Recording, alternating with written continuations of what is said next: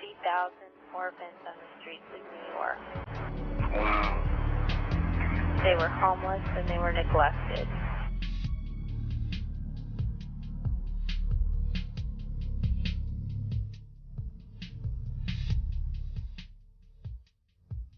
We've talked to a lot of other different foundations. Some have been helpful, some have not. Some don't want to talk about it for whatever reason. I don't know why. If there's anybody down here, if you want to come speak into it, I'll be able to hear you. She says that she was just treated awful by the mother that took her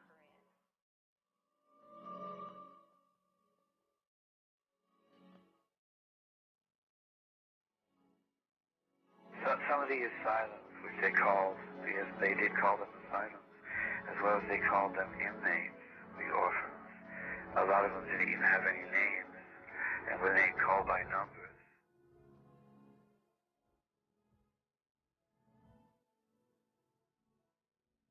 We went to a cemetery that there were thousands of them in unmarked graves, very tiny little graves. Imagine graves with just hundreds of numbers.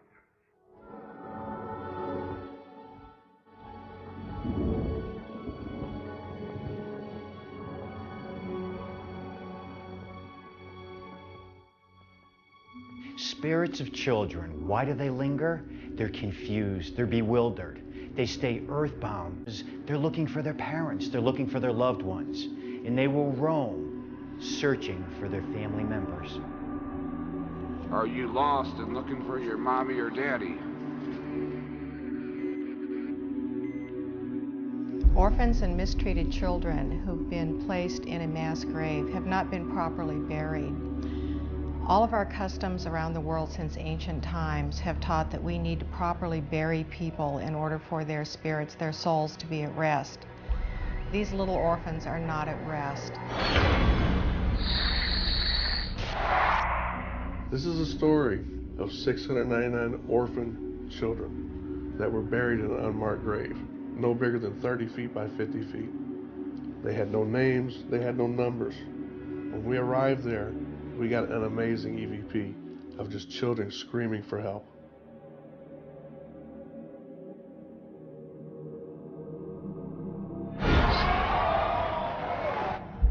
Once forgotten, they now walk the earth as the children of the grave.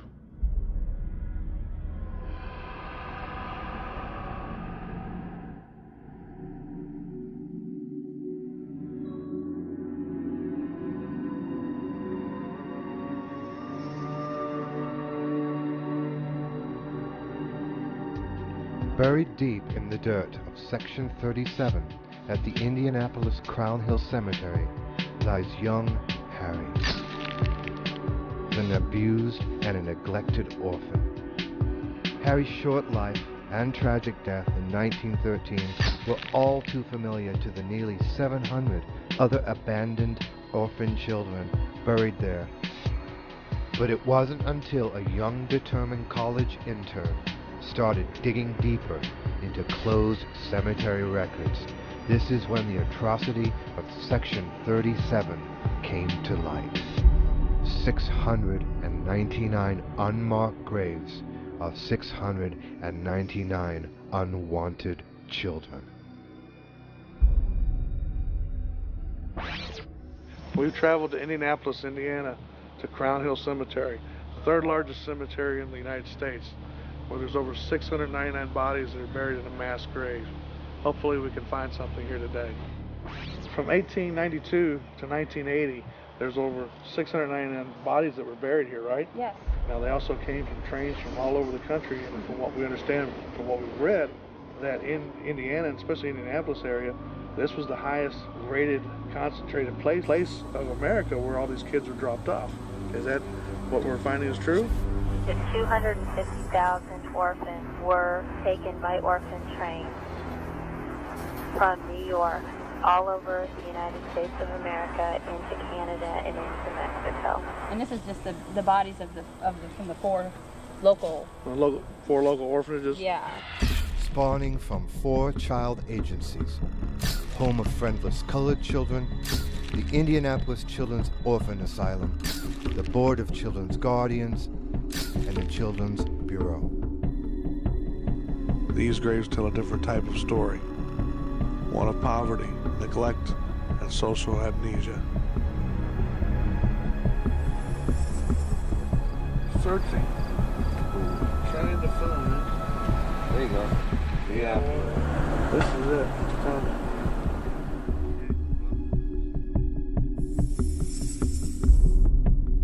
Slightly more than half of the 699 buried on the hill were boys. 2/3 of the children were white, and their ages ranged from only a few months to 15 years old. Looking at, just the names and on the boards and everything on both these, even on the backside, Indianapolis Home for Friendless Colored Children has almost twice as many as the Board of Children's Guardians and the Children's Bureau of Guardians Indianapolis. Home only is 2/3 of its white. Right, but when you get on the backside, we have the Indianapolis Children's Asylum. Slightly more than half of the unfortunate children were boys. Almost a third were African American. The rest were delicate and frail girls. There were some 30,000 orphans on the streets of New York. Wow. They were homeless and they were neglected.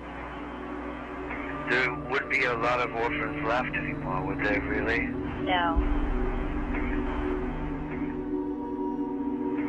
Now Leela is still living, and she's 93 years old.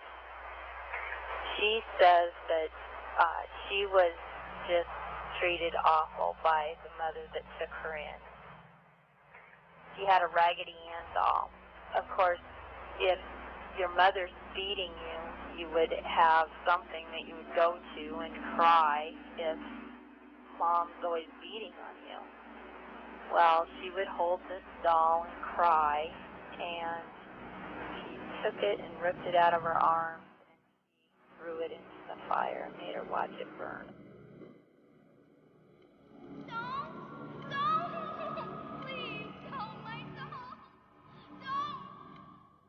So all of these years, she's always been so upset about this Raggedy Ann doll.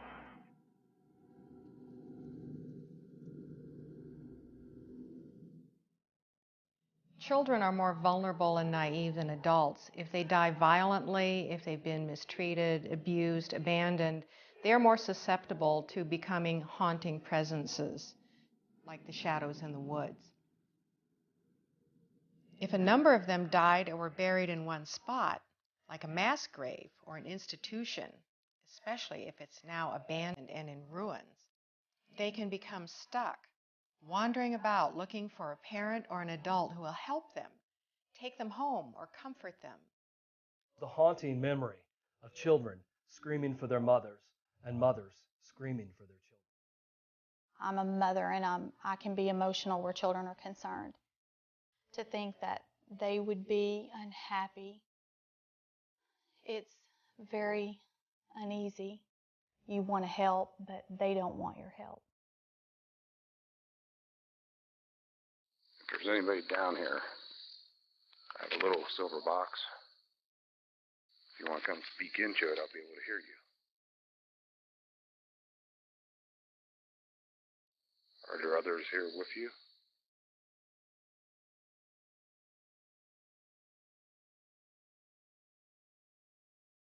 But who were these orphans? And how did they die? Many came from broken homes, in which their fathers had died or simply deserted their families. Their mothers turned to prostitution in desperate hope to save them. They fell victim to heart ailments and disease, but some children simply starved to death. But the most tragic cause, a mother's trusted friend, would turn deadly.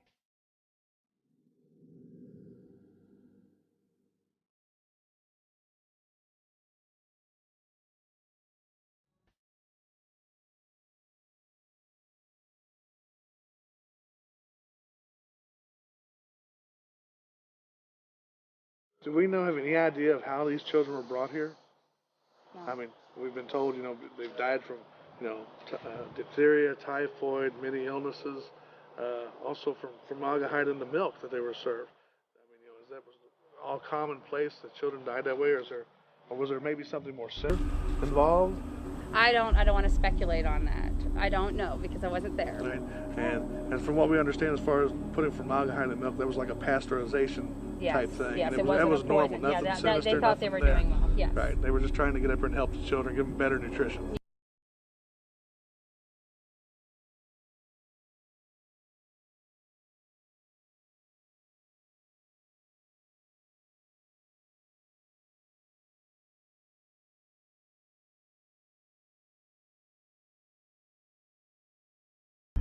One thing that's sticking out to me is where in 1916 they said they had, I can't remember the exact number, 800 something children that were put in, and within 6 years 350 of them had died. 345 had died while in the custody. That's nearly 40%.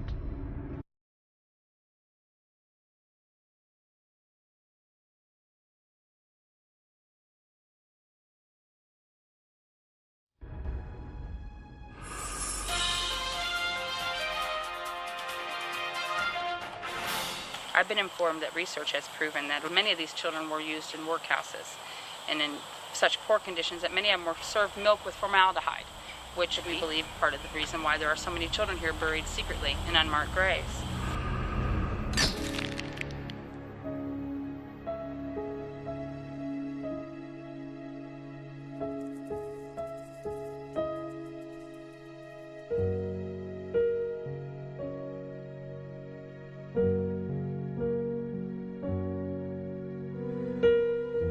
When their moms were feeding them milk and thinking they were doing so much good for them, they were really being poisoned. And it's just so sad.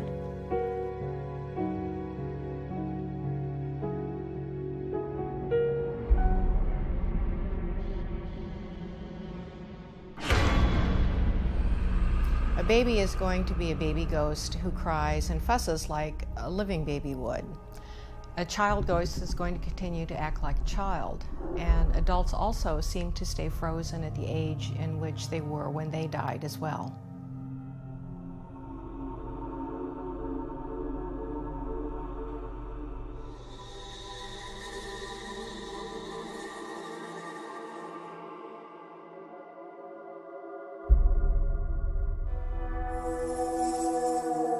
You actually have graves in your backyard. There's 2 children, female and a male, which I would assume would be Rachel and this little boy, and a baby. It's unmistakable, a baby's grave. Sad. Did you hear that? Yeah. I don't know.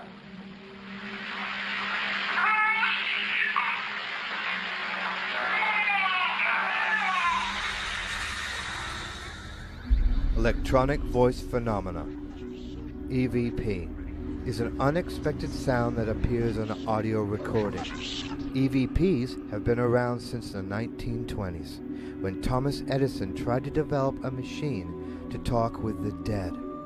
Today, ghost hunters place tape and digital audio recorders in empty rooms in hopes to capture the voices of the dead. Obviously, the microphone you see is connected into a digital recorder, and that is so we can record EVP or electric voice phenomena and actually maybe hear some ghost voices.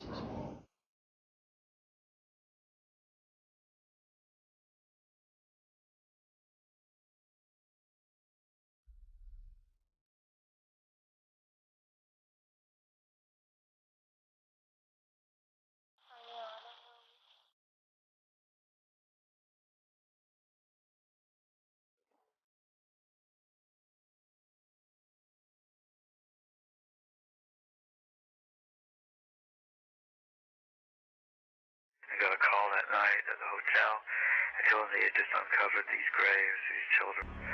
And we drove immediately to Minneapolis and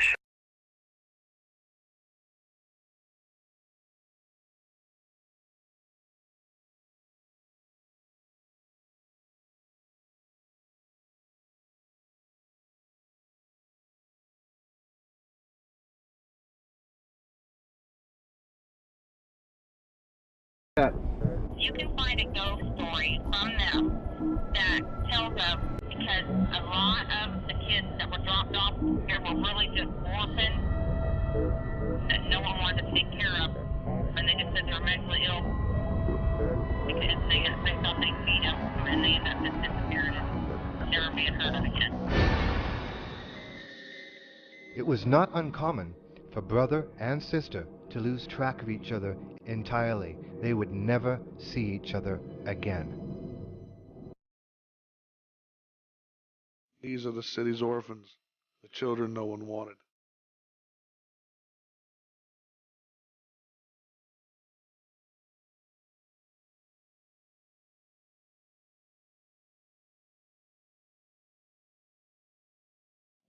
But this area is literally, it's right by the Guardian's home.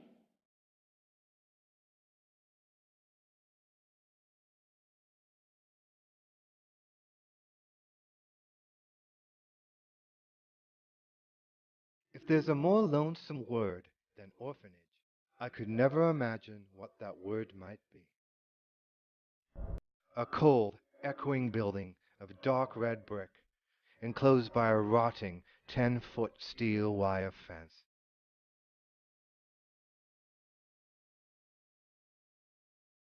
Architectural monuments, crafted with beauty, yet shrouded by inner gloom of misery and despair.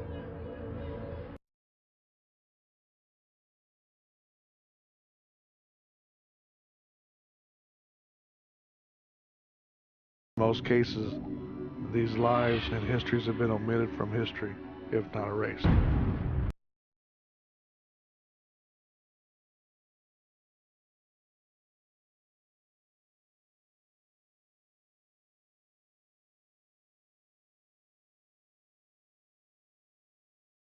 What is that? They're all just petrified bolts. Just give you the idea of how old it is.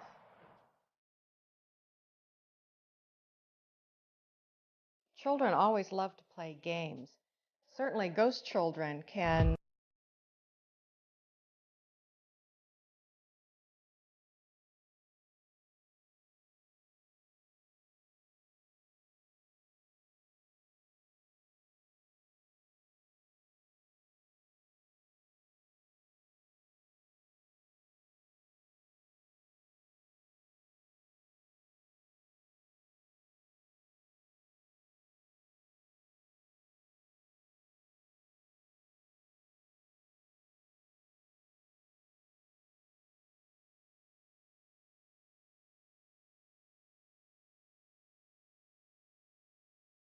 We're panning around taking pictures and watching the traffic go by, and there was a brief silence.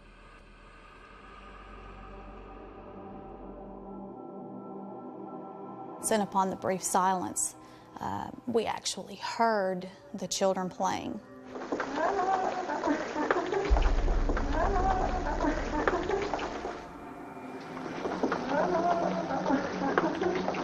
It was amazing. We heard a playground full of children playing. It was crazy. It was something that we didn't expect to hear, and I think that that was the best thing that's ever happened because we did hear it.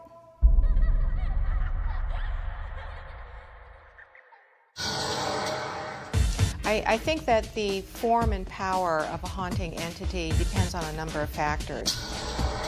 One, there's energy of place. What sort of energy gets left behind?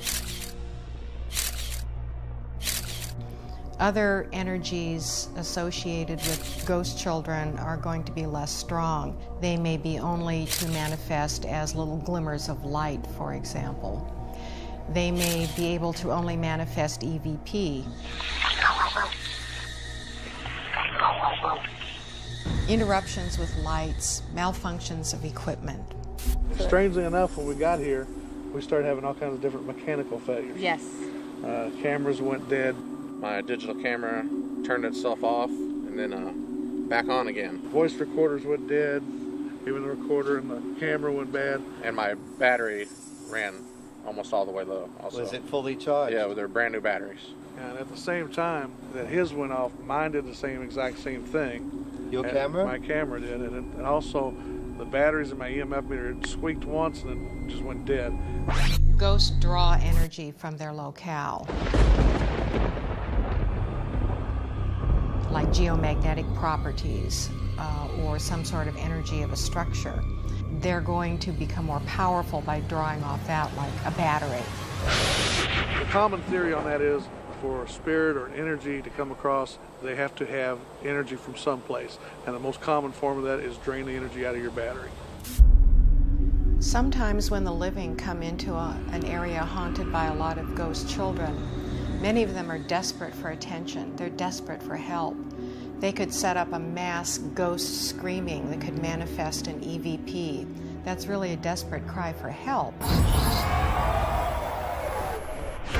Oh my God. That was screaming.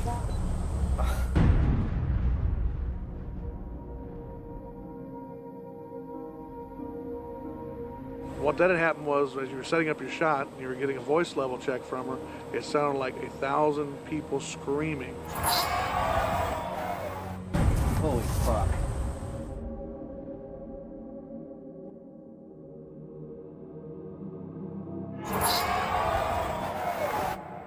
Oh my God. Someone talking to us? I know I'm picking something up. Screaming. People screaming. And at first we thought, well, it's just interference, but I've never heard any type of interference like that before. And I've done all kinds of sound engineering. This just sounded like I said, like 1,000 people screaming at once. What was that? These children are calling out to us. An amazing EVP of just these children screaming. Batteries are full. Yeah, I do that. I drain. No, they're full. Watches. They're not going dead. They're picking up. His batteries are going dead, and these that pick up the sound are staying on. Children in mass burial graves. Is there confusion? Is that why they stay earthbound? Their graves aren't even marked. Could this be why some of these children's spirits actually stay and haunt in these particular areas? He is unwanted, unloved, and will be forgotten.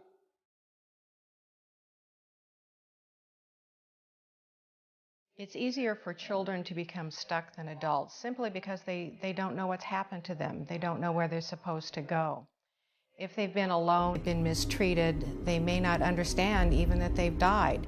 So they're going to want to hang around and stay in the same location. That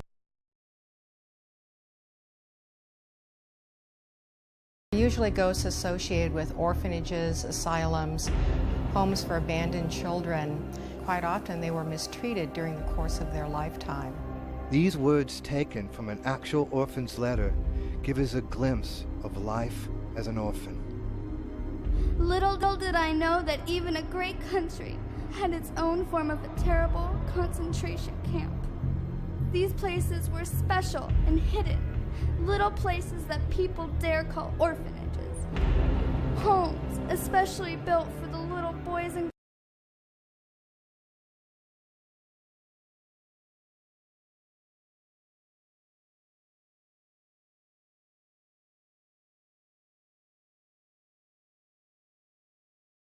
in identical uniforms, bleak walls, bleak windows, stained with black tears. Tears of an orphanage.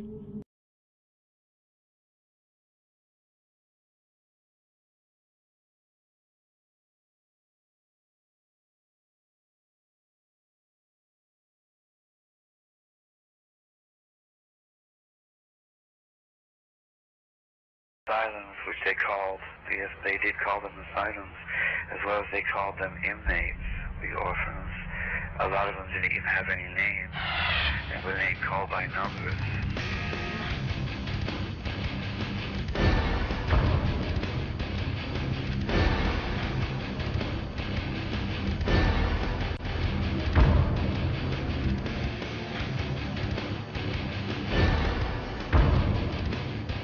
There was a mental asylum down here? Yeah, my friend searched for an abandoned insane asylum at one point.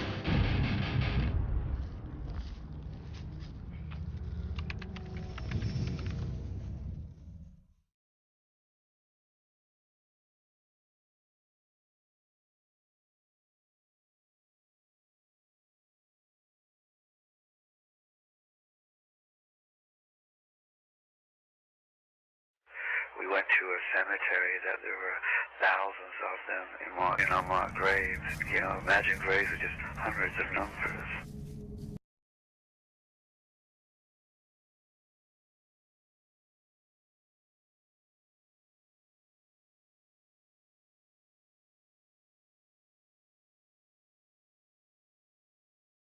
So if there's anyone here that doesn't like being just a number, let us know.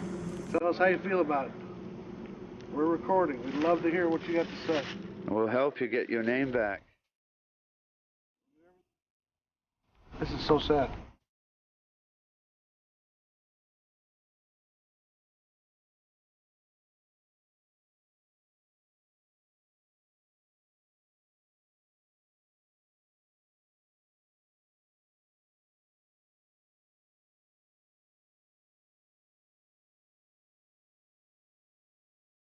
If your parents aren't dead, they are now, they were told.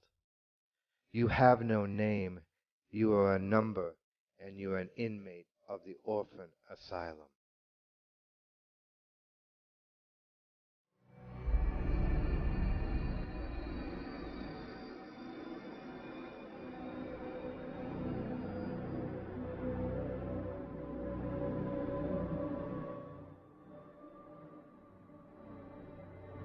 We've talked to a lot of other different foundations. Some have been helpful, some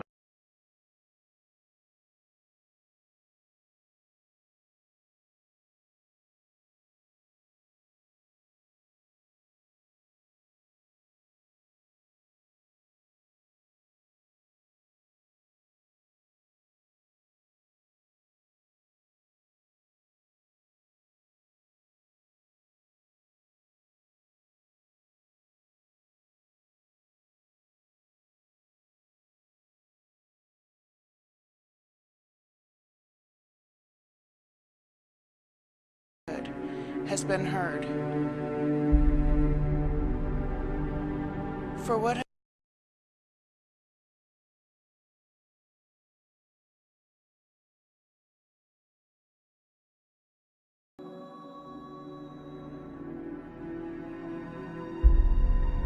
Now all that remains of these children's lives are found in notes in archives. By the love of God, please be so kind as to take this poor orphan in.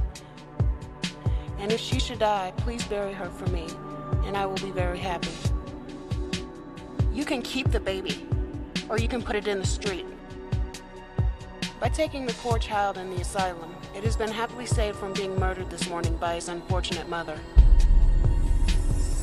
So they would look at their teeth. They would actually feel their muscles. They would look them over up and down. Some of the people still living today compare it to a cattle auction.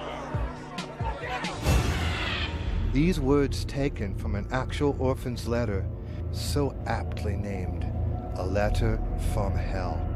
She grabbed my arm, pulled me over by the stove, and raised my hand toward the hot burner. I began to cry.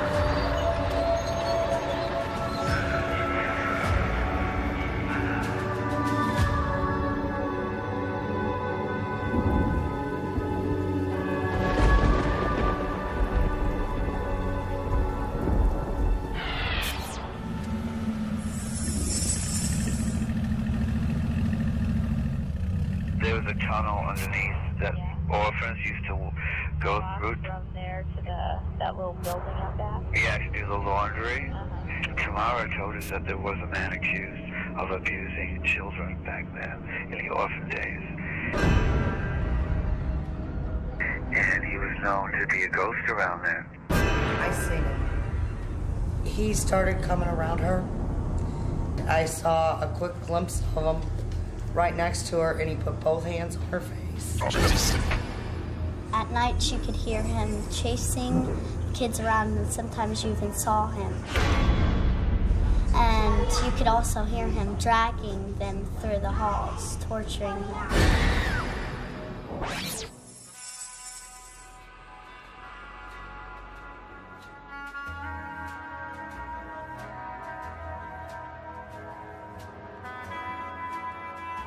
Here we are in the entranceway to Pythian Castle.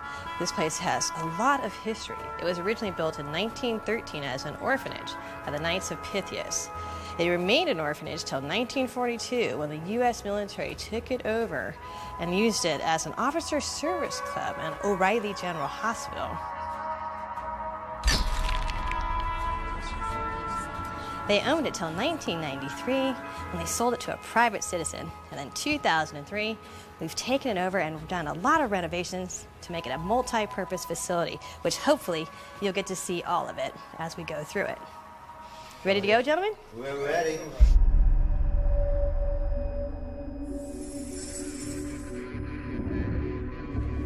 Originally, this was the cafeteria for the children.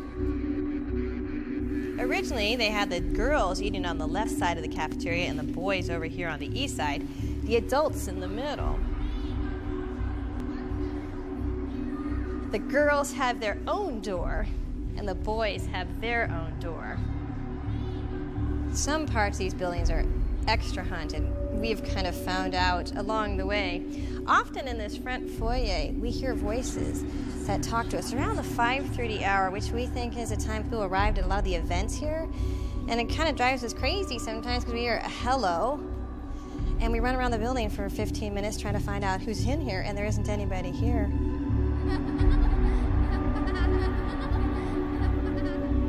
As we go up here, you'll notice we have two stairwells. One stairwell is for the boys, and one was for the girls. The boys and girls weren't allowed to talk in the orphan era. They tried to separate them as much as possible.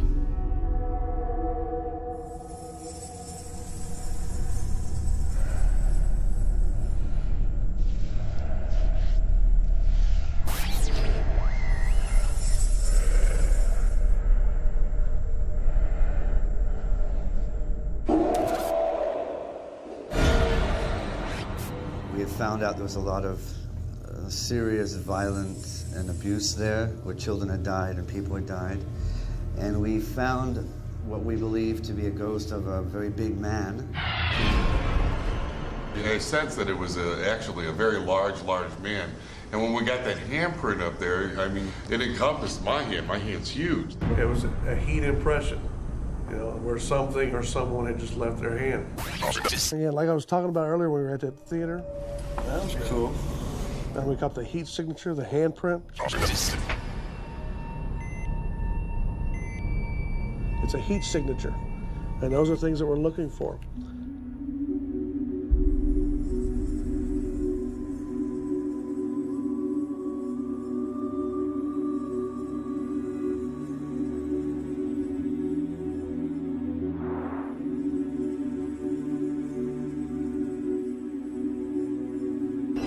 Boom.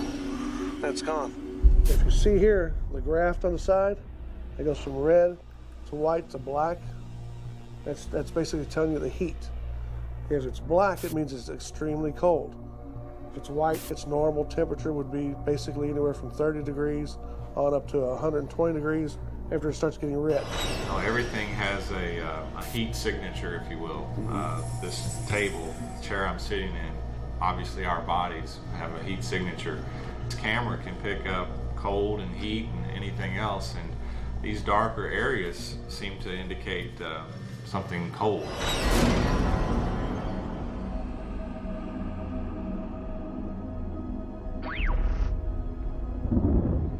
I'm sensing bad. male guy, real bad in this area. Can you describe him? I can't see him. I can feel him. And how hard to... I can feel he's not a very small man. I want to say he's taller than I am. I'm 5'7".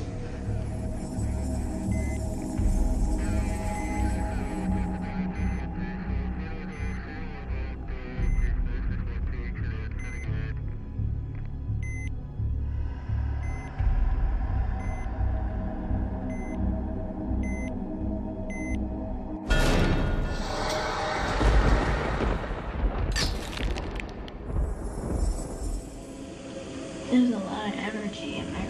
I just sense somebody go that way.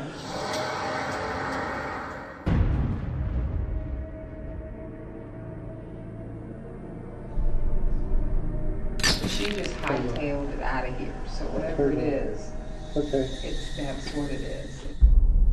After having so many experiences here, we've had a few ghost hunters come in and paranormal specialists.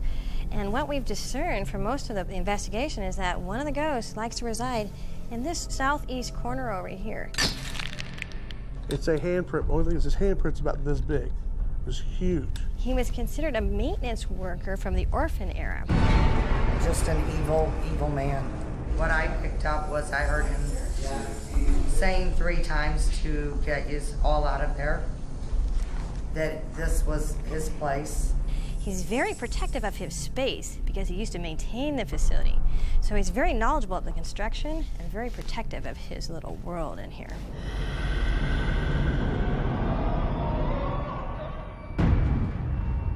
We've taken sensitive investigators down there multiple times.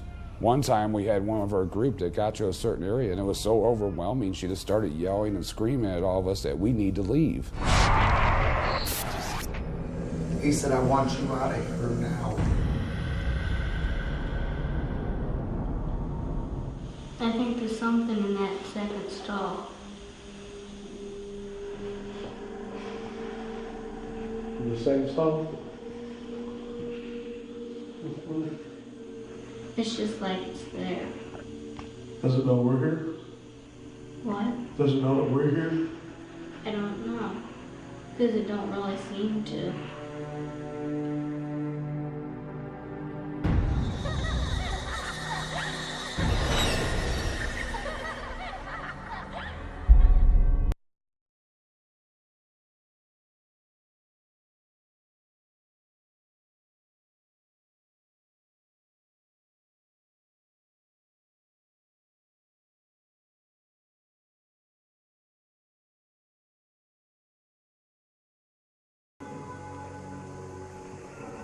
That's what she's doing in here. She's waiting. She's waiting, and we're just not somebody she was waiting for. Can you tell us what she looks like? She's got long blonde hair and a red dress on. What's she doing? She's just standing there, looking around.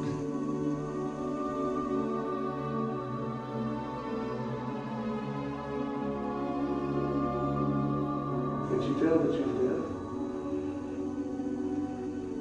Yeah.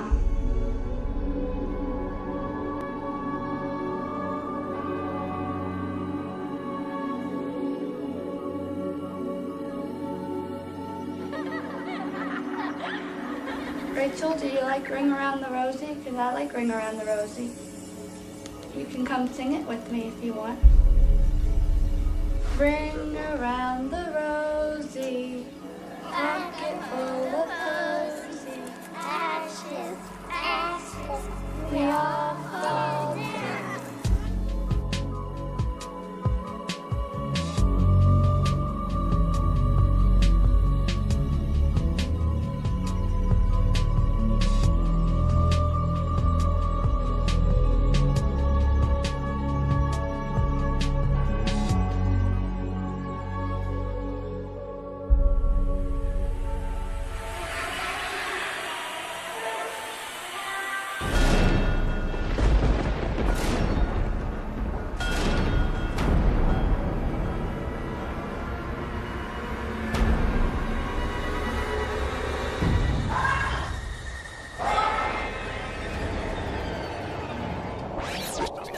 electronic voice phenomena. What that is basically, like we're talking right now and it's being taped, and as we're talking, all of a sudden you'll hear another voice behind it later on when you listen to it. Electronic voice phenomenon. Most EVP you have to filter, slow down, speed up, do something to it to understand it. And they are very, very audible. In the hallway, right here by the old nursery, and I swear that it says, "Follow me."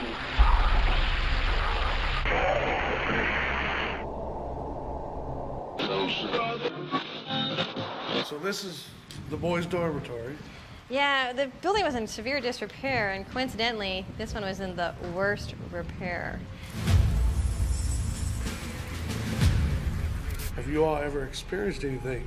We try and avoid this room right now just because of the sheer mess in here, so not too much gets recorded in here purely because we're not in it. But this is the northeast section of the building, and this is where the boys slept.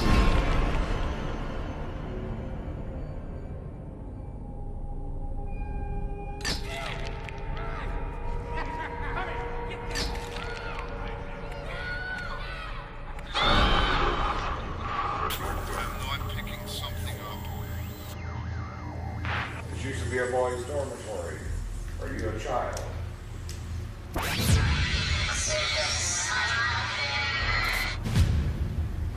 Were they mean to you here?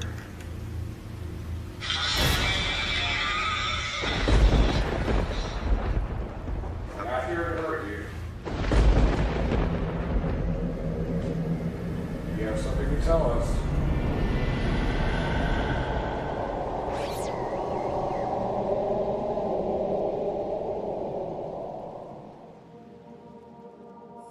You like the little boy.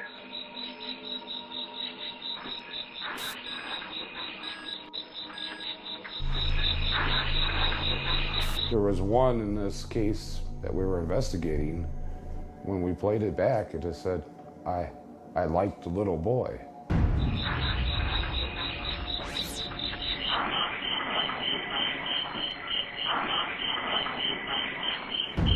That was real creepy because we thought that this is possibly a predator of a child in this situation.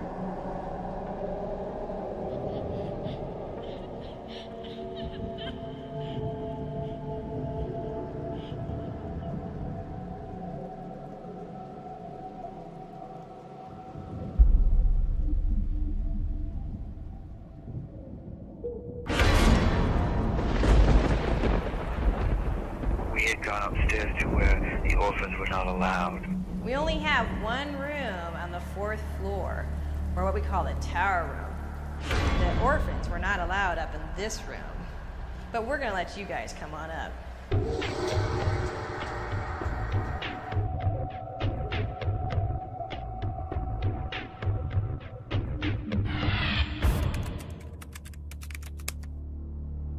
Some people have gotten some bad feelings with children in this room because apparently there was some stories of child molestation in the orphanage. And our ghost that's in the theater apparently was blamed for somebody else who had violated the children here at the castle. And in here was some bad feelings from some of the kids who actually did get in this room, and it probably wasn't for a good reason.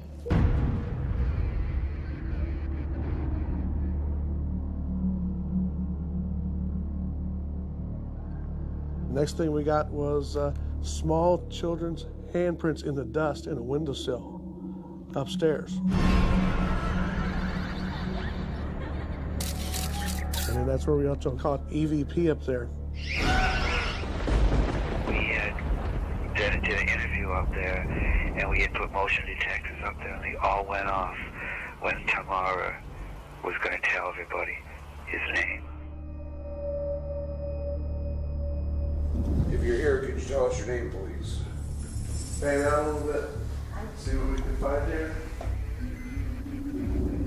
Are you the person that left the fingerprints in the dust? Did somebody do something bad to you? If so, you can tell us. Are you the man from the theater? Is there a child here?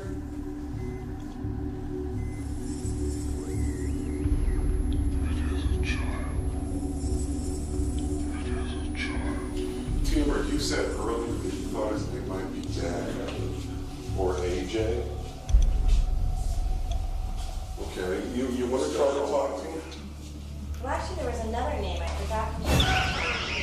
Like this. Calm down. Again, how does that get turned on? How does it physically On the get siren, turned on? the switch would have to be flipped all the way up to the top position. This whole entire time you've been carrying that thing, right? Yes. So why now Since just we go picked it out? up for about, what, a half hour? So why now, just now, when you asked a question like that? Well, we were asking He asked about- a name, and you said there's someone else. There was one other name that we And forgot. that's when it went off. So what's the other name?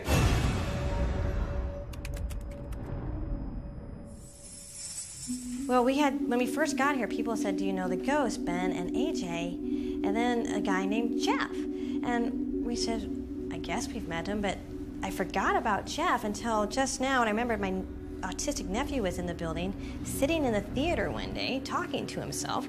And believe me, he doesn't talk much. And my brother went up to him and asked him, who are you talking to? And he looked straight at my brother and said, Jeff? And just went on like it was everyday occurrence. He used to love the castle quite a bit until one day he was up here on the second floor here, and he came running downstairs just saying, no upstairs, no upstairs. And he got scared of something up on the second floor, and we couldn't get him to go back upstairs for 4 days. We had to find him a place to sleep on the ground floor after that. You ever hear any noises from down below? We hear lots of noises from the basement.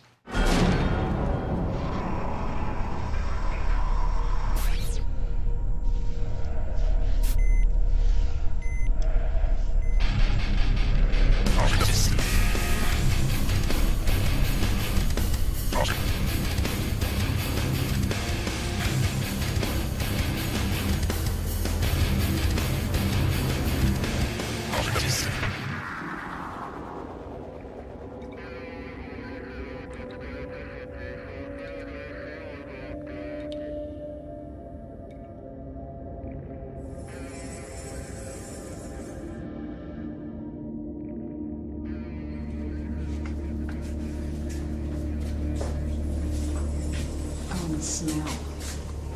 I'm getting the smell. Of embalming fluid? No, just death. Rot. Death.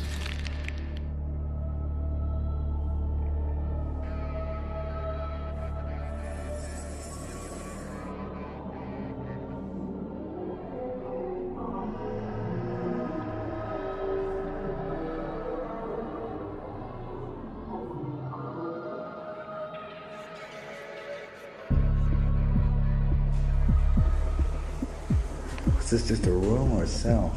Cell.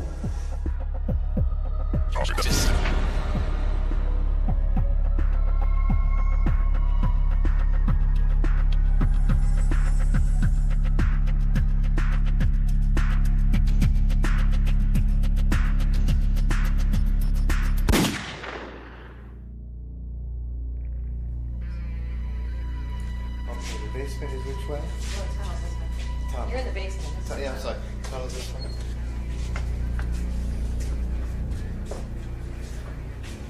This is a tunnel that the orphans used to go down.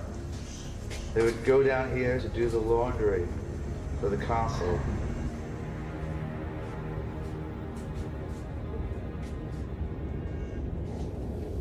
What we're looking for, this is the tunnel that runs all the way underneath the castle, going back to the old boiler room, and this is where the orphans used to have to go during winter.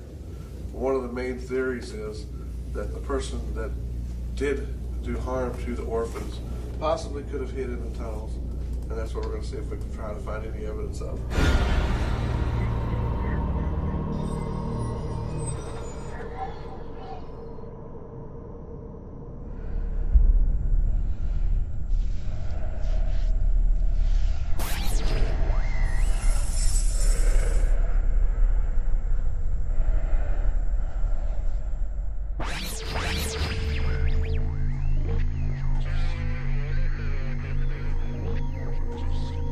We were down this little tunnel.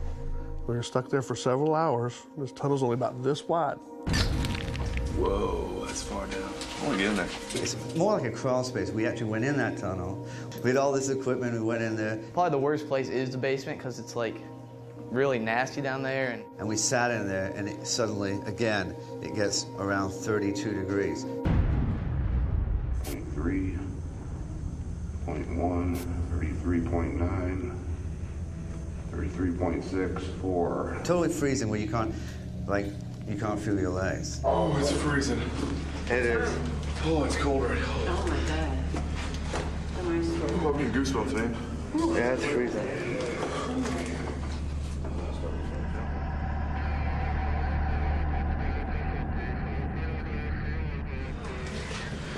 You okay? Good.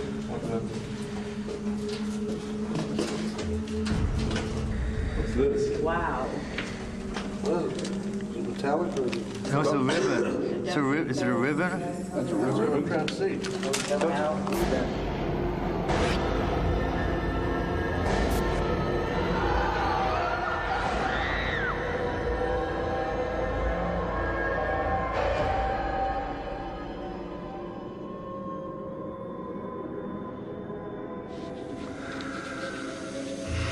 The boss that did that, we're gonna take him down. What's that? What was that? You still recording? Check 1, 2. That noise. Yeah, I heard it. And then we hear tapping on water pipes. That you? Oh, it was you. Not us. It could be water hammering, depending on what type of pipes are down here. Yeah. Well, first thing you want to think is, well, there's water in the pipe or something. Well, there's not, because these pipes are cut off at both ends, so they're just hanging there. So one of our EVP experts went ahead and asked questions. My name's Greg. You have Phil here. You got Keith, and you got Chris. We'd really like for you to come down and talk to us. Speak into the black stick or transfer your energy. Are you here with us again? So we're sitting there listening, we're trying to talk and see if this thing will talk to us. Well, what it starts doing, it starts communicating to us by rapping on the pipes. There would be big bangings on pipes, and I'll react to what he had said. Do you like being here? Do you think you're dead? Do you know you're dead? Just questions like this. So as we're asking it questions, it's answering back. Were you once an orphan here in this building? Is this your tunnel? Are you a big man? Are you the man from upstairs? What's your name? Oh, the voice behind me. Whoa. At that point, he kept saying, well, come on, show me, do something. Okay, well, he's a big man, I'm a big man, show me. It's freezing right beside me. It's coming our way, I think. Or if he's got to take it out on somebody, come take it out on me. 42. My hand's getting cold. Well, I think he's a wimp if he's in here preying on little children. Did you do bad things to the children here? Did you kill the children? Yeah, That's a whole bunch of times. It went crazy, and then suddenly we heard footsteps. Is that you, Keith? Where's the footsteps coming from? And then we put the thermal imager on. Maybe there's something at the end of the hall, huh? Sit. Sit, what? You're gonna interfere. I'll record the screen. It's coming towards them. Casey's going closer.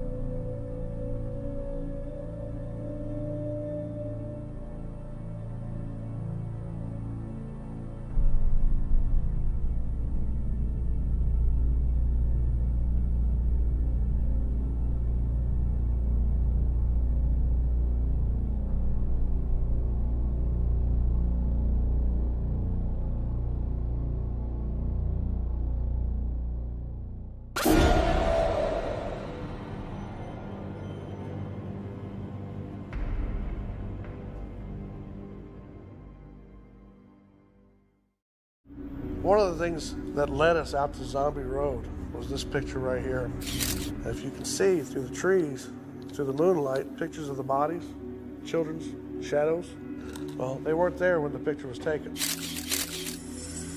The other night we went there trying to see if we could get this on film, and we did.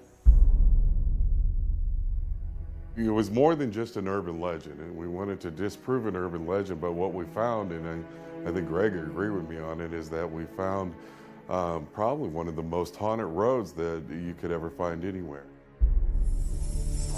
Why do they call it Zombie Road? A lot of drug trafficking back in the 60s and 70s. Yeah. I've actually heard people call it Death Road, too. So many stories about bizarre deaths down here.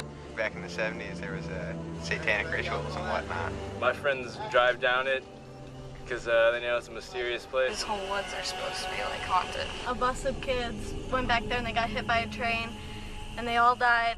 People have been hit on the train tracks a lot. When the kids drowned, what happened was they were swept into the barge. Suicides, a little girl, 5-year-old girl was hit on the train tracks, the old train tracks about a mile down the road. People say that they still see her walking up and down the tracks at night.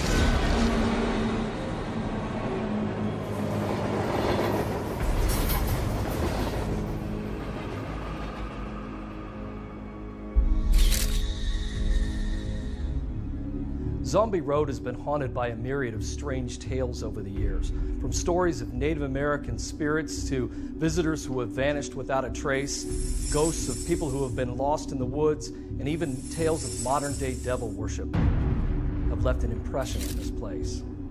Now, you're a retired police officer? Yes, I am. And how many years were you on the force? 36.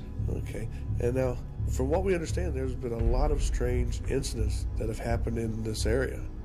The reputation of Zombie Road brought a lot of kids to that area also, just to explore it and experience Zombie Road. And you guys heard of Zombie Road?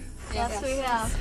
Is it scary? Yeah, we kept like, no, we were just walking around. There's 100 stories that I've heard about incidents on Zombie Road. They're the zombies of the dead people that have died in the bizarre accidents.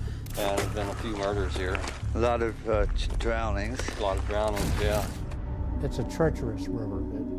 It's a Merrimack River, but it's Indian for River of Death. I would say a majority of the deaths are children, easily 30, 35 deaths a year. Those who travel Zombie Road often have a claustrophobic feeling, as if their drive will never end and that they'll keep moving on forever into deeper darkness and deeper silence. Zombie Road dead ends at the Merrimack River. The length of the Merrimack River runs from basically Steelville, Missouri to the Mississippi River. There's a deserted gravel plant there where they dredged sand and gravel. And it had a platform, concrete platform, out over the river, probably 30 feet off the water. 3 young boys drowned. He was found in about 12 to 15 feet of water. It's the same spot where 5 children died last year while on a church outing. We believe they were between like 10 and 15, and one of them either fell in, jumped, or was pushed. The other 2 went in to try and save him, and they all drowned. The river's pretty bad for that. Kids go in there swimming, they think it's shallow. Yeah. They realize when they get out in the water, they find a lot of deep spots. It just sucks them under. It's unlikely that anyone would choose that area to jump off of a platform into the Merrimack River under those conditions. Did something happen to you in the river on the other side? I do hunt ghosts, but it takes a lot for me to get up and tell you it's something paranormal or not. And one of the things that a lot of people talk about are the shadow people in Zombie Road.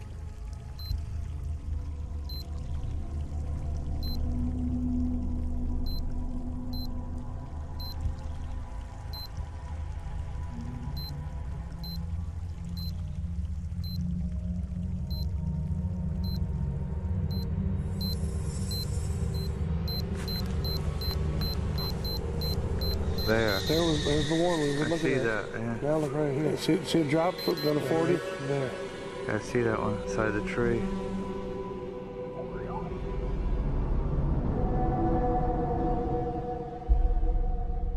Have you ever had any experiences or seen something that looks like a shadowy person? Or Honestly, I thought I had seen them down there, particularly in the area where the 3 youngsters drowned, but you're never quite sure what you see. I suspect that I have seen some down there.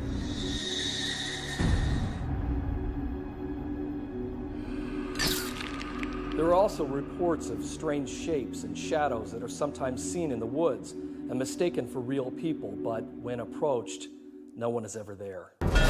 Every time we went down there, we come back with pictures of shadow anomalies, which look like children's size, about 4 foot, 4'5", sometimes even smaller. And one time we had a shadow child about 4 foot tall actually come run down the side of the bluff, right out in the road in front of everyone, and then took off.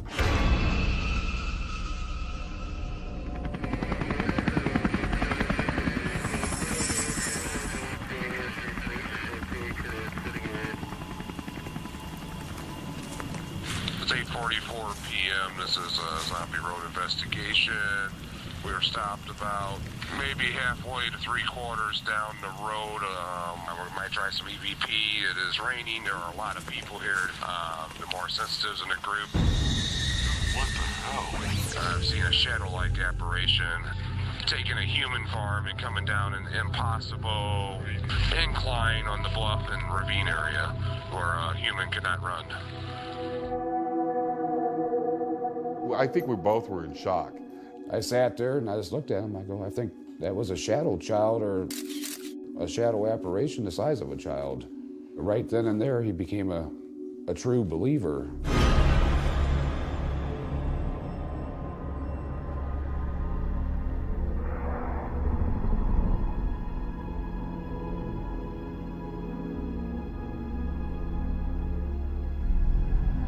The form and power of a haunting entity depends on a number of factors. Sometimes a lot of energy gets left behind, and that's going to then be able to manifest to the living in a much more dramatic way, like perhaps a full-bodied apparition or a very dramatic shadow figure.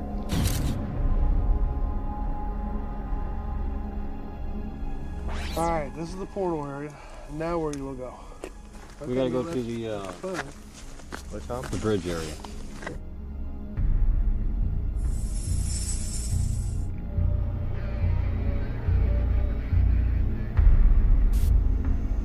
Are you behind me?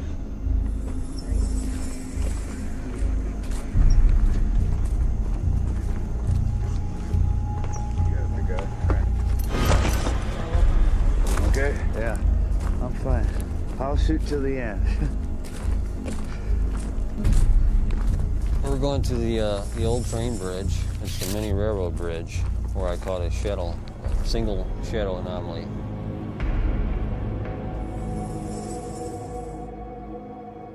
So what happened here, Tom? What did y'all catch?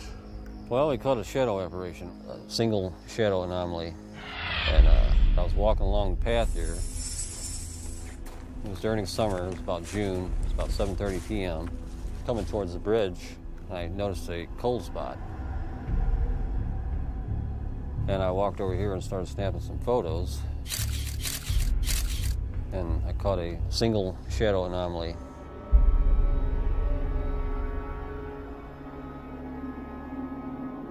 One of the things that we've been able to capture is what's called a black shadow mass.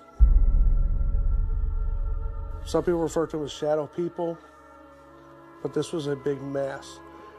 You can feel the temperature dropping.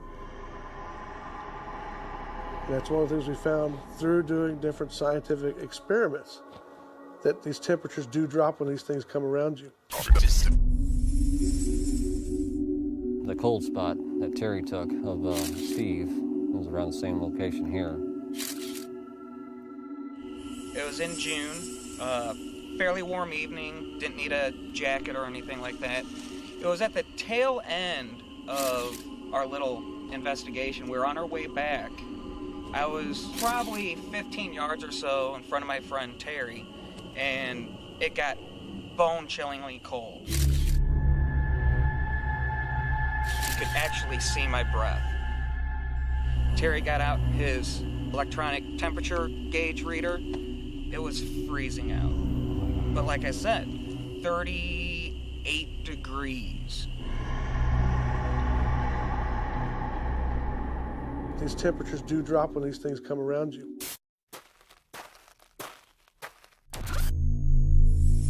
While using a laser grid system, we've also found out they will break the laser beam. One thing we noticed through experiments is that a lot of times, whatever these things are, is they have mass. If it was a true shadow, a laser should punch right through it and go to the other side.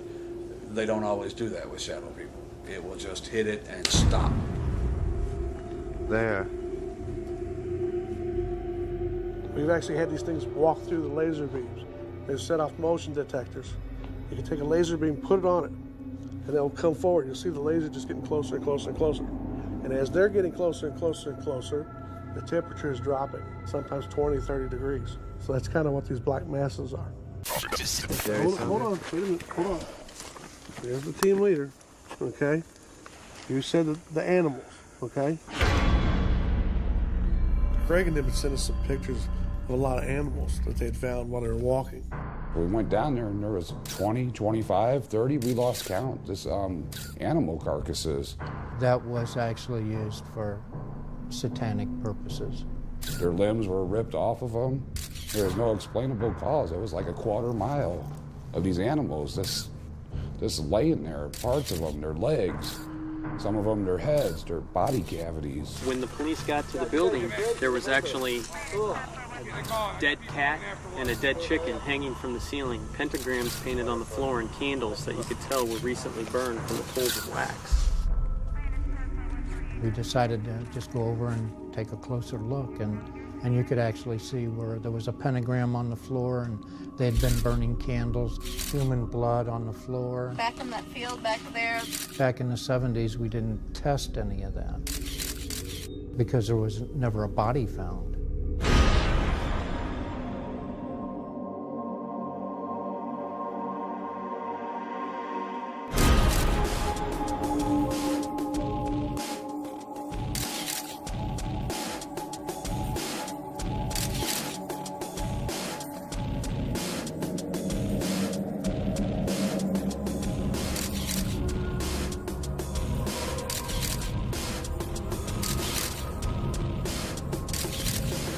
So much has happened in this one little area, in this one little road, in this one little place in the middle of nowhere. And it's all involved kids. These shadows here, which I don't know if you can see, were not there when this picture was taken. Just kind of concerned. Is that a bulletproof vest? It sure is. Is there a reason why we're wearing bulletproof vests? We're here for security. We're here to protect everybody. Okay.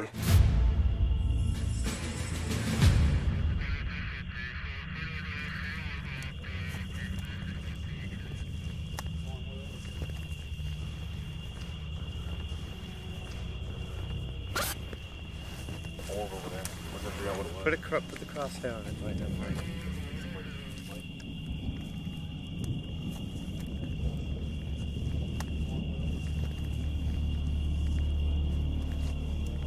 We really shouldn't go there at night.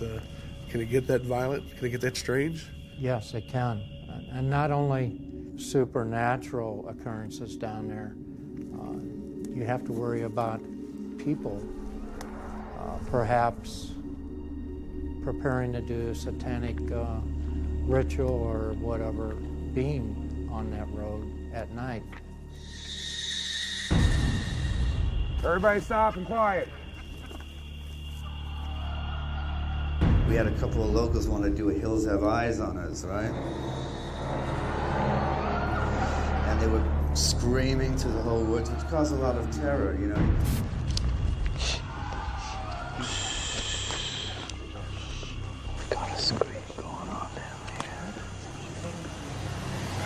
Clear up, clear. my God. The townspeople there decided to have a little fun with us when we first got there. They were screaming and yelling from the woods. They did spray painted dead people on the pavement, you know, trying to freak us out. Everybody calm down. Settle down. Roll back. All right. Ready? Who's taking point? You can't drive it now, you'll have to walk it. So when you're running from that, you're going to have to run uphill away from those types of occurrences also. Is it running away from something that's following us or attacking us? Correct. I mean, we do have permission of the police and everything like that at the park. Do you think they would let us go in there and not tell us about anything if they knew something that might be happening? When people are looking for you, they might not tell anyone that they let you in there.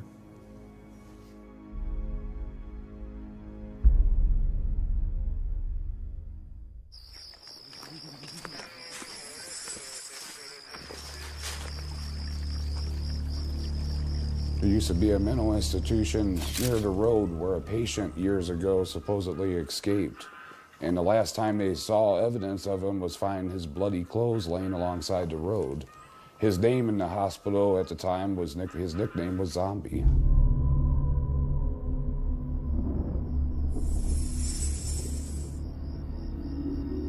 If there's anybody down here, I have a little silver box. If you want to come speak into it, I'll be able to hear you. Where are you from? We're not here to harm you. What year is it? Please show yourself. On certain nights when the moon's right, you can hear in the distance, you can hear the old music being played, the music that they played in the casinos and the hotels, like the big band and the swing and stuff. And when you hear that, that's when the spirits come out.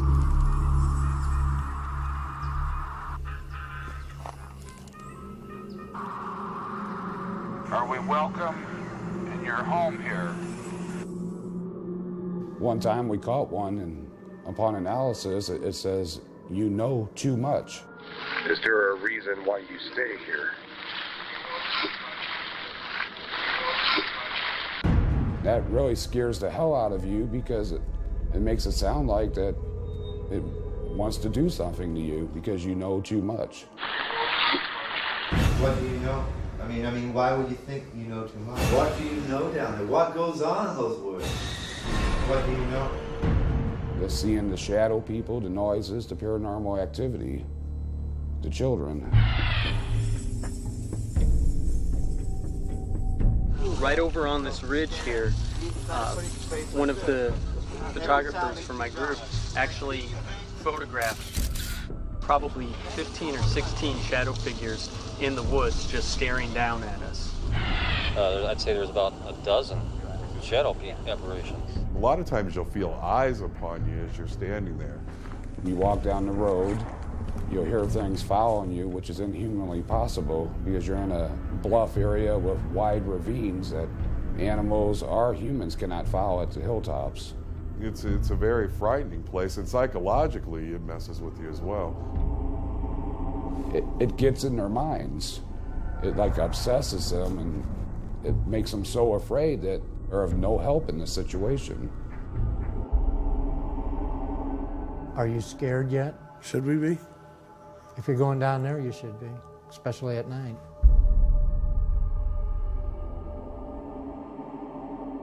Is there any other advice you want to give us for going down there?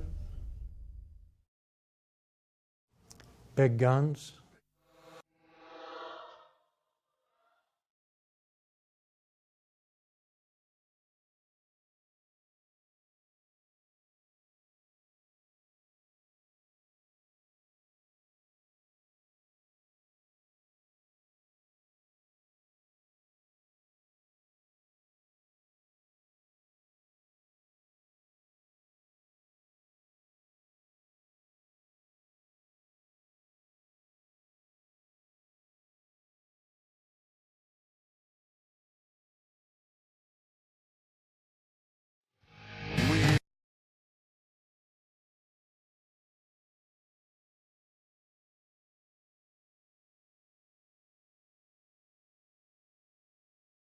It's called Zombie Road.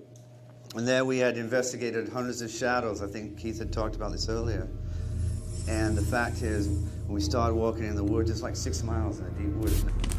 6 miles. 6 miles of hard, broken road.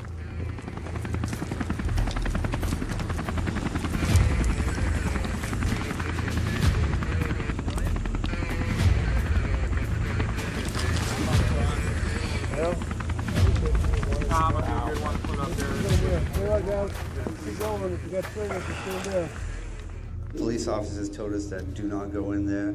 A lot of murders are there, a lot of drownings, a lot of very scary stuff. We're out in the middle of the woods, okay? There's no one around for miles. And as we're walking through, we finally find this spot.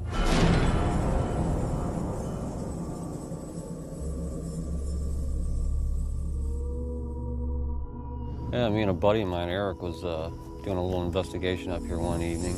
We got here about sundown. And on our way back, we was cutting through here on the railroad tracks, and we kept hearing some odd noises, some clicking and like someone wrestling around on the leaves up there. And we heard noises on both sides of the bluffs, and we decided to take some photos. That's when I caught that amazing shot, but I didn't realize what I got until I got it home and analyzed it.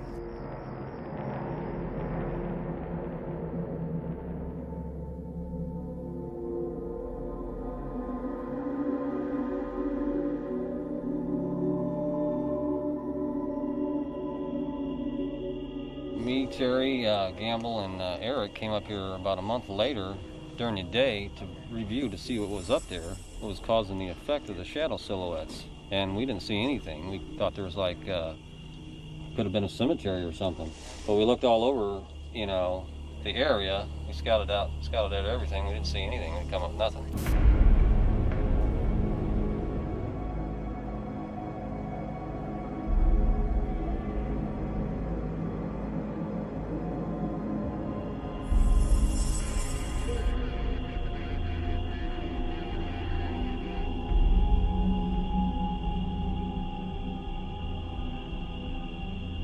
So we're in there to catch these shadows, and of course it's black of night. Keith brings all his artillery. We're shooting it with thermal. We've had a little bit of luck with thermal tonight, but so far we're getting nothing on this. It was about averaging 51 degrees. And 51 degree was the ambient temperature all the way around us. It was steadily dropping. It was getting colder for the night. 19, 18, 20. What the hell? And all we saw was black mass coming towards us. We have a black mass coming towards us, pretty big right now. Yeah, we sure do. Really, really big. You see it? Yeah, I see it. I got it in my night vision. It's a black mass and it's on the fucking ground.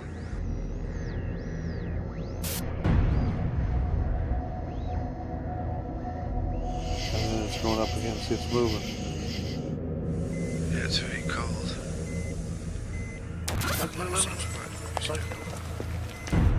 Come in here, so one little spot right there. See it? Temperature. See how much colder that one little spot is? Cross there? Yeah. I'm zooming in. See how much? Whoa, that's gone. As we hit this one area, like I was telling you with the thermal's got a temperature gauge on it. I'm sitting there looking at it. It's saying 51 degrees, and as I'm panning around, he's filming it with the camera, and I'm filming it with this. And all of a sudden, these black images start showing up. Oh, Chris! Oh my God! Get in. That away. Who are the people? I see them now. They're all over the fucking place. It's like a picture.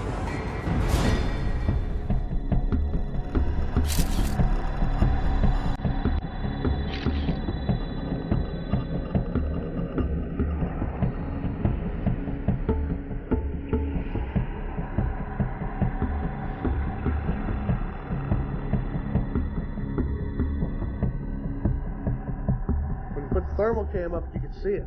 Drop the thermal cam down, look at your right eyes, nothing. There's nothing there. These are screen image captures that the Booth Brothers sent us from the actual film. All right, so that's showing these little black images inside the trees. This is really unexplainable. I've taken a lot of pictures personally with the IHC camera. We've never had anything like this occur before. But I'm telling you that what you're looking at is, is the spirits of these children that have suffered horrible, horrible deaths down there on this road.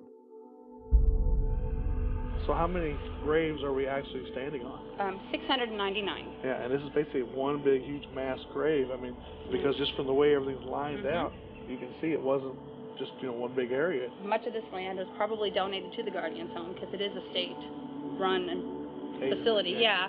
So I would think that they brought them over here humanely. Although I guess maybe they didn't put markers in order to save funds to help, because every penny counts, Well, especially at the turn of true. the century during the. Yeah, but the thing that we read, one thing that's sticking out to me, you can see it wasn't just one big area. It's bits and pieces. What makes it great, though, is that it's also surrounded by a lot of homeless mothers and stuff from the turn of the century on. So it's a nice little area for them to be in. Plus, it's nice and shaded. Yes, it's a beautiful, beautiful, Great place serene for kids area. to play. Yes.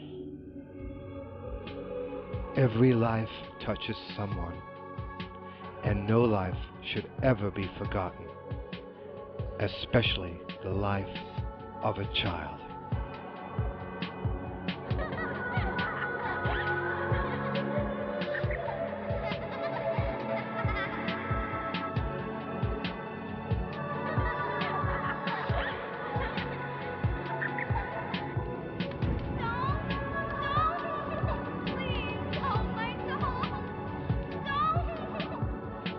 So all of these years, she's always been so upset about this Raggedy Ann doll.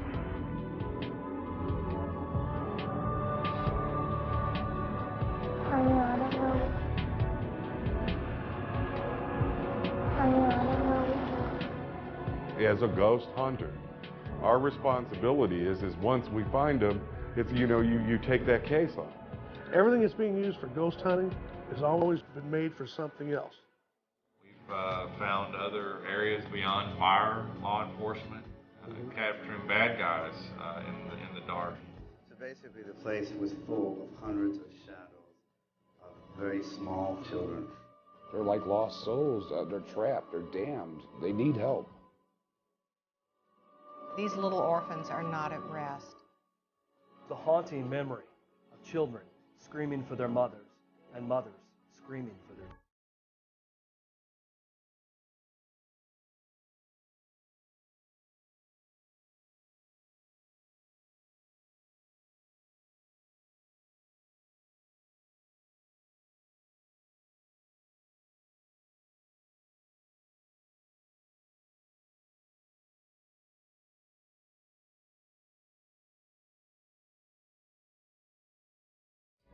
This put them closer to becoming children of the grave.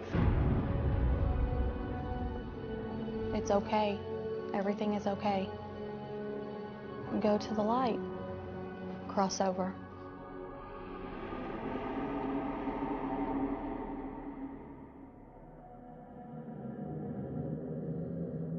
It's disheartening for me only because I am a mother.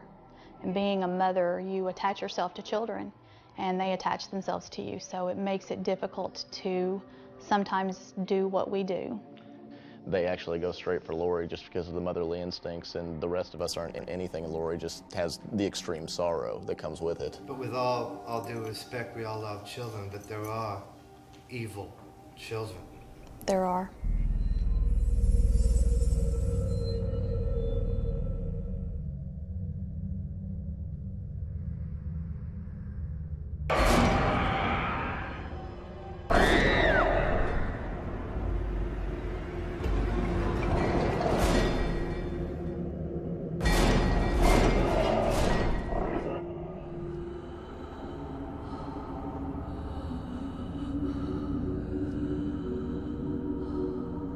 And within a few days, Lorancy Venom, or Lorancy under the power of Mary Roth, had convinced the Roth family that she was indeed their dead daughter.